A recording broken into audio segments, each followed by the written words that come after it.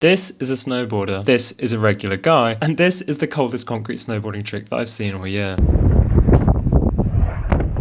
It is some crazy backside 360 with a Stalefish board grab, and honestly, it is straight out of SSX tricky. And today, we are going to learn how to do it. It is going to take some serious crashes.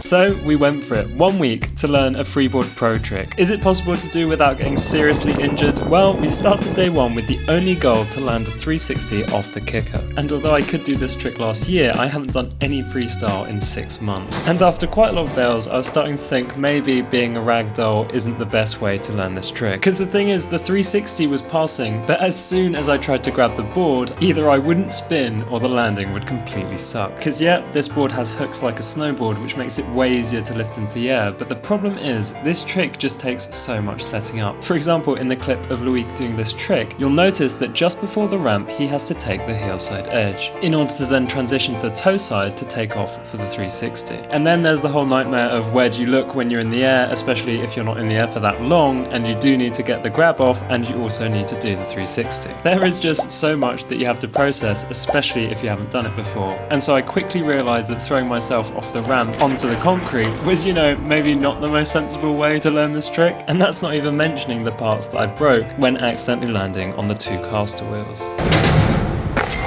But we move. I made a more durable setup with independent base plates for the truck hangers and the Freeboard 5 caster wheels. But more importantly, I realised that I could use what I learned from practicing IShowSpeed's backflip to improve my freeboard riding. Let me explain, because this is so sick. You see, in any form of tricking or gymnastics, there's a technique known as spotting. All it means is that you really need to choose spots to look at while you're doing the trick. The reason being because if you're doing all kinds of different flips, be it a backflip, a layout, or even something crazy like a backflip 360, if you're not careful, your head is going to be spinning in every which way and you are going to end up incredibly dizzy. But so what? Who cares? Well, if you fix your glance in particular directions, it will feel as though you're going into slow motion while you're doing these tricks in the air. And applying this logic to this trick is very simple. You just need to spot the takeoff and spot the landing. And so we practice these motions on the trampoline. A 180 with the spot behind, and then a change in direction of the spot followed through a rotation in the hips to align the board to finish the 360. After that, to some extent, you do just have to send it. But just to clarify, I do wear quite a lot of protective equipment, so when you see an outfit like this, you should really be thinking it's more something like this. And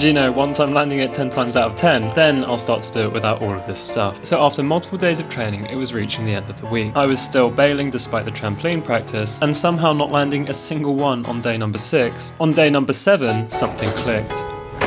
It started with 1, and not long after, it felt like I was landing every single one. Some of which were with more of a board tap than a board grab. Eventually, I did stick the landing.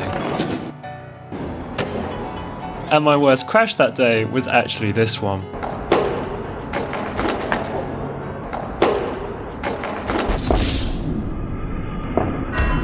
Nonetheless, it was incredibly satisfying to finally land it.